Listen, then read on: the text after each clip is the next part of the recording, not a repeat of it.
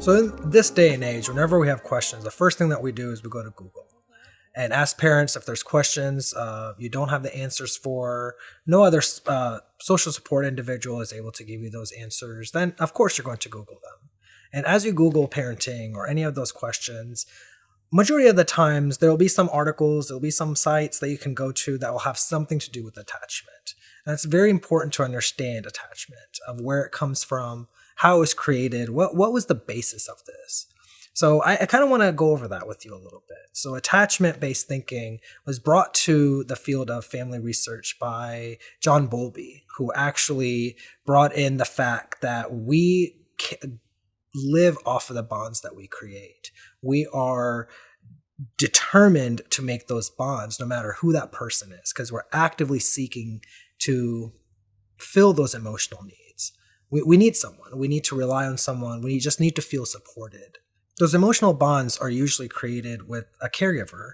And for infants, it is someone who can consistently provide them with the comfort and the emotional needs to be met, all while the physical needs being met, such as cleaning, eating, anything else that goes along with raising a child. As long as that child knows that their needs are being met by this individual, that bond is created.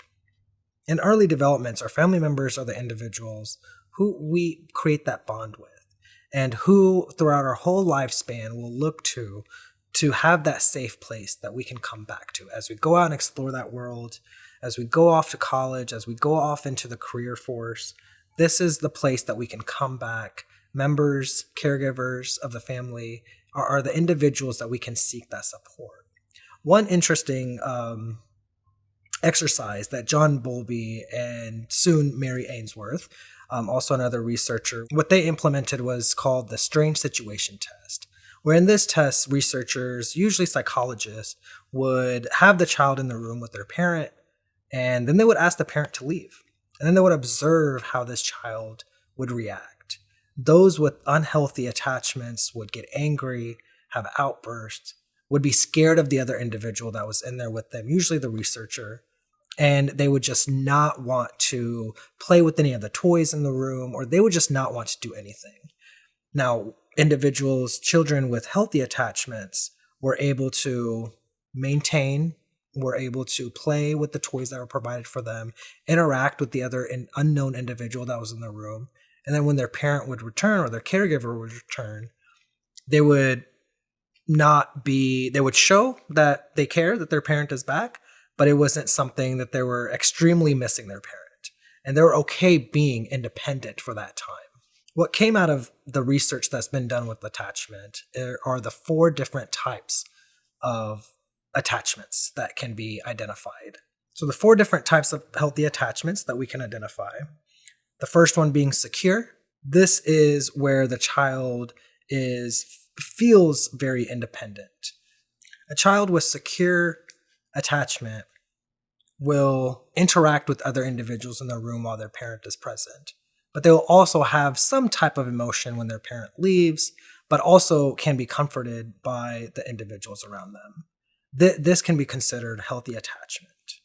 The next type of attachment is anxious, insecure. This child becomes very, very anxious when they are in the presence of other individuals, unknown individuals. And they don't like being alone. They don't like their caregiver to leave them. And they're very, very, in a sense, you could consider a little clingy to their parents when they're around people that they do not know. They feel safe with their parent, but they're also not willing to explore. They become very anxious. They may exhibit some behaviors of emotional distress of any kind, crying, and they really exhibit those emotions in a very unhealthy manner.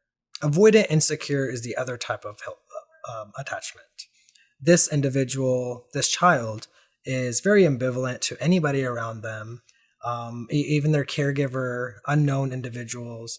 They're very disconnected and not being able to socially communicate. They're not able to just connect with anybody around them. This usually means that their needs are rarely met. They have picked up on that if they ask for those needs to be met, that they're not fulfilled. So they have learned to just disconnect with everybody around them.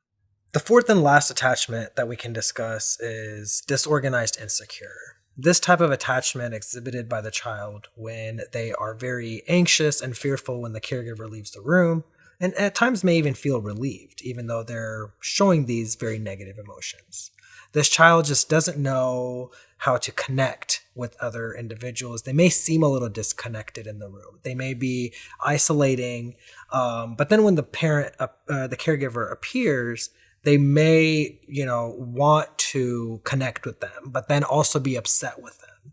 And so they're very disorganized in what I'm actually needing right now. I want my caregiver there for me, but I also want to show that I'm upset that they left me.